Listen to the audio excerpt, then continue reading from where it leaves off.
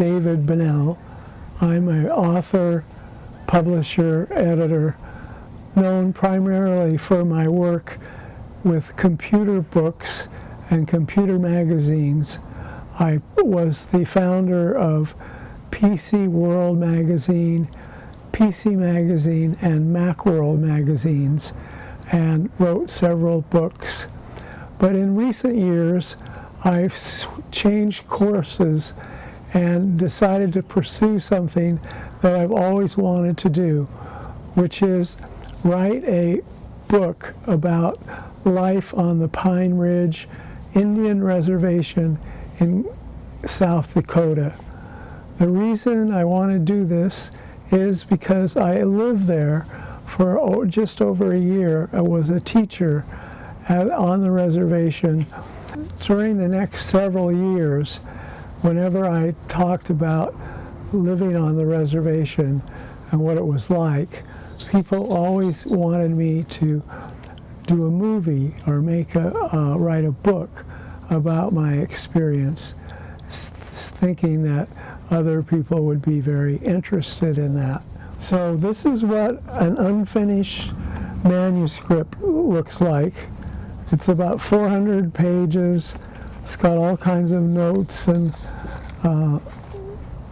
connotations, and there's photographs in here and other things. The book takes place during one single day, and this is the map of where I was during that day. I woke up in Alliance, Nebraska, which happens to be my hometown.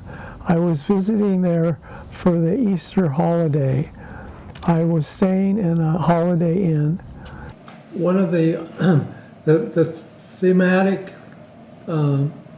underpinnings of the book has to do with the difference of lifestyle between Native Americans and the white people who took over the land.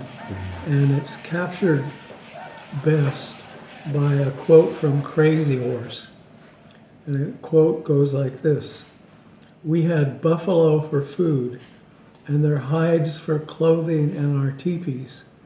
We preferred hunting to a life of idleness on the reservations where we were driven against our will.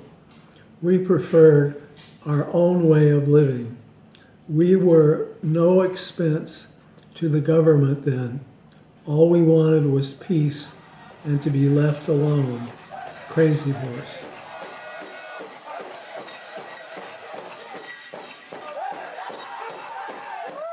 And when I was in high school, some events happened which woke me up to the terrible travesty of life among the Native Americans in Alliance. And I was so upset by these events that I wrote a poem, and the poem was published in the local newspaper and caused quite a stir. And the poem goes like this: "Sand Hills Sandwich Town, I can still feel my wet feet slipping on the hot summer concrete, coming home from your old swim pool. Alliance, you are the Sand Hills Sandwich Town, with country fried chicken hospitality, so proud to be white-skinned, church-going, and somewhat dim, Bible school, Boy Scouts, and bigotry. The mighty Lakota Sioux falling down drunk in your gutters, unending arrests, subsequent suicides, 4 dead in the time it takes a life to begin. And I won't let you forget Joe No Leaf, Whirlwind Horse, Jean Black Horse, Irene Blackfeather, not even Clarence Pumpkin Seed, the 250 times you locked him up before they found him frozen stiff in white clay. So picture Chilo at 18, He's kicking the wastebasket he's standing on. Picture his bath towel necktie. Picture Jean's thin leather belt and Joe's wine-stained sweatshirt. Picture them dangling in your jail cells after they cut the bodies down. Picture poor Irene coughing her lungs out.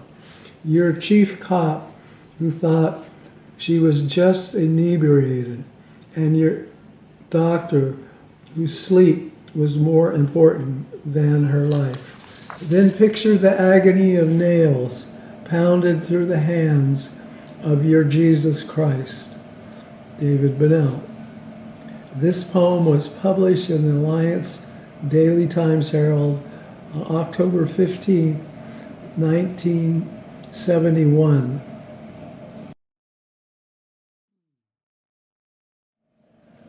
My father was the editor of the newspaper, and he was responsible for publishing the poem, and I was glad he did, but not happy that he put it on the front page of the poetry section, because it caused a lot of anxiety.